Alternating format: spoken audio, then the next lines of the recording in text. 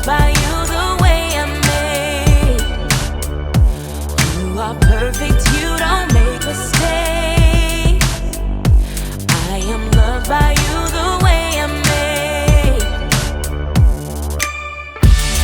You made me on purpose, and I am not broken. You remind me of the truth that you have spoken over me. I am yours, I'm enough, and I am loved deeper than the sea. You made me to be gloriously free.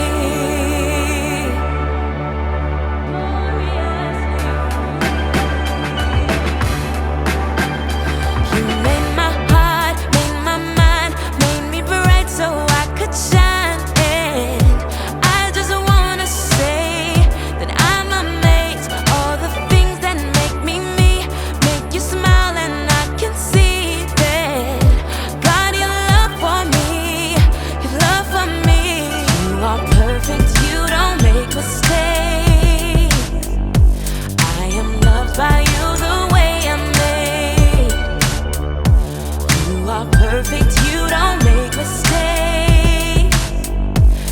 I am loved by you the way I'm made.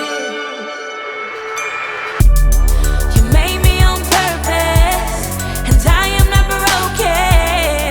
You remind me of the truth that you have spoken over me. I am yours, I'm enough, that I am loved deeper than the sea. You made me to be. You made me on purpose, and I am not broken. You remind me of the truth that you have spoken over me. I'm enough, that I am loved deeper than the sea. You made me to be gloriously free. Gloriously free, yeah. Gloriously free, free. Gloriously free.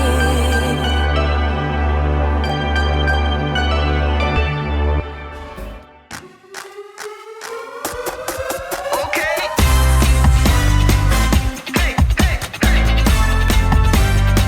All right.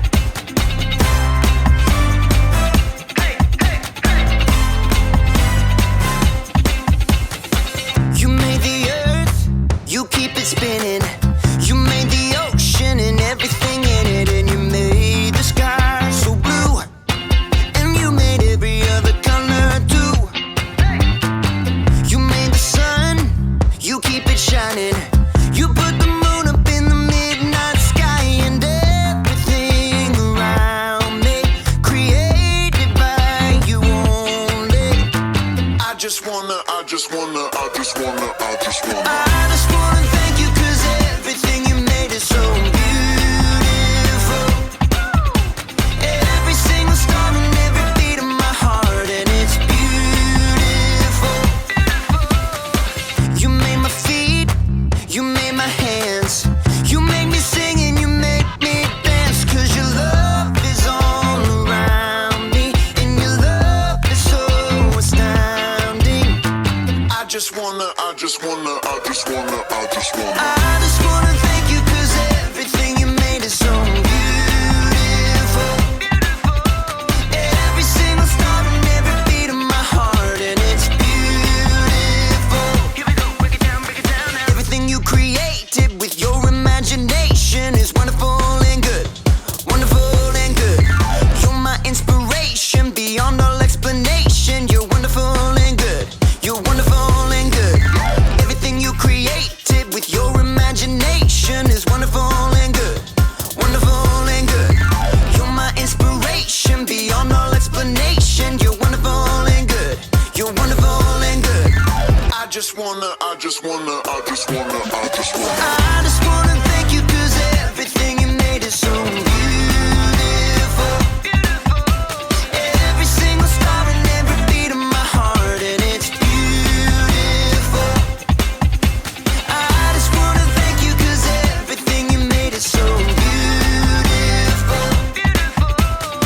Every single star and every beat of my heart, and it's beautiful.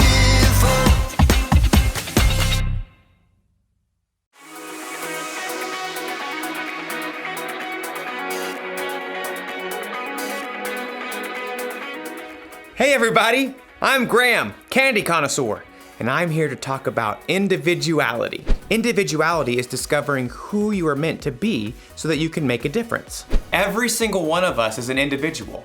We were all made by God in our own unique ways. When you look at yourself in a mirror, you can see all the work that went into making every little detail. I see you! And it's not just what you look like that makes you an individual. Your whole personality sets you apart from everyone else in the world. You should really look at yourself sometime. Really look at yourself inside and out. Like when I look at myself, I think I'm pretty cool. Like a big bowl of ice cream.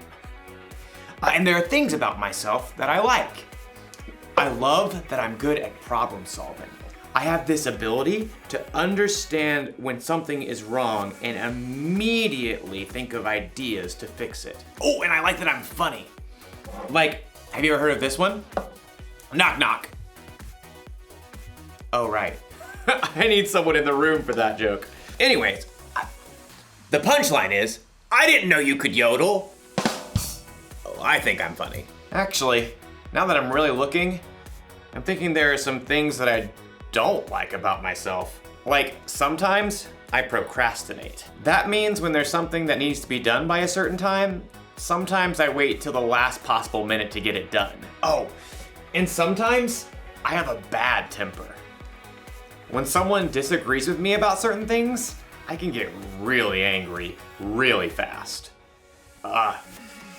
And sometimes, not all the time, but sometimes I can be really selfish. There, a little cool, a little gross, and a lot messy. That's how I can see myself sometimes. Maybe you see yourself that way. Well, after today's story, you might discover that there's a whole new way to see yourself. Yeah, right. Like I'm really gonna eat that. See? I'm funny. The Bible. It's 66 books of history, stories, letters, and poetry that fit together to form God's one big story.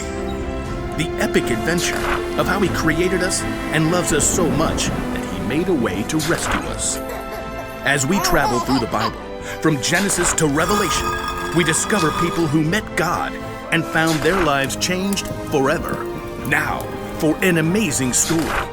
Inspired by the book of Matthew, chapter 9, verses 9 through 13. Everyone in the shore town of Capernaum knew who Matthew was. You may also call me Levi. But few people actually liked him. Well, that's rude. Truth is, Matthew had put himself in an awkward situation. He was Jewish, like his relatives and friends, but he chose to work for the hated Roman government. Just trying to make a living. Matthew was a tax collector for the Romans, and tax collectors were known to lie about the amount of money people owed. 5 gold pieces. But it was only 3 last year. 5, and not a shekel less. After collecting money, the tax collectors would keep the extra for themselves. Many of them grew rich by robbing the poorest people in their towns. In fact, tax collectors and sinners were considered to be the same thing. Hey, I work hard. But no matter how hard Matthew tried to polish his own image, deep down, he knew how others saw him. He heard their whispers as he crossed to the other side of the street to pass his booth.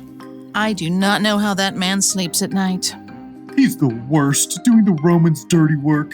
But one day, the crowds of Capernaum were full of different news. Did you hear about Jesus of Nazareth? The rabbi? He's not only a teacher. This morning, he made a lame man walk. That's just talk. My son was there. He saw it with his own eyes. The whole city was ablaze with the story, and even Matthew, who was tucked away in his tax collector's booth, was fascinated. Maybe the man just had a limp or something? Oh no, this Jesus has real power. He cares about people. Well, maybe. Anyhow, you owe 3 gold pieces. 3? How are we supposed to eat for the rest of the season? Take it up with the governor. I'm just doing my job. I bet Jesus would have something to say to you.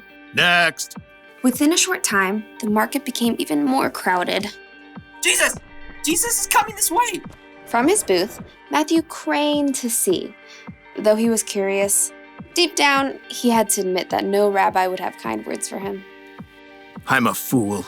Even my own people hate me. Suddenly, the crowds parted. Just down the street, Matthew could see a tall man with a rugged face and piercing eyes. A group of common fishermen followed at his heels. It's Jesus. Matthew watched, waiting for the rabbi to pass him by. Instead, Jesus stopped right in front of Matthew's booth. Rabbi? Jesus looked directly at Matthew, reading every single thought in his heart. Nice day? Not too hot. Not too cold. Jesus kept his gaze fixed directly on Matthew's face. Come, follow me. Shocked, Matthew looked around. The crowd has fallen away. Who? Me? Jesus nodded. Matthew gaped. He had no doubt in his mind that Jesus knew every single thing about him, even everything he'd done wrong. But still, Jesus wanted Matthew to join him. Oh, well, yes. Matthew found himself leaping up from his seat and rushing out of his booth to join Jesus on the street. It's, nearly dinner time. Would you like to eat at my house? To Matthew's amazement, Jesus and his followers turned their steps towards Matthew's home. Quickly, Matthew sent out word to everyone he knew. Come to my house for dinner.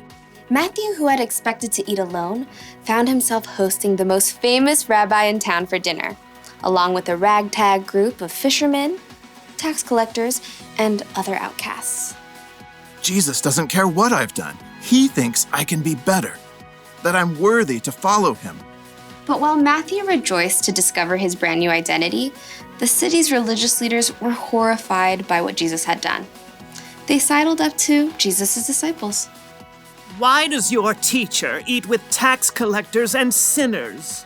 You know, that's a great question. Jesus overheard the religious leaders and answered the question himself. Those who are healthy don't need a doctor. Sick people do. I have not come to get those who think they are right with God to follow me. I have come to get sinners to follow me. Preposterous.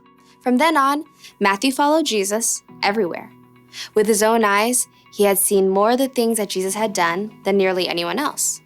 Near the end of his life, he wrote down all the stories he had witnessed and gathered so that others too could know Jesus.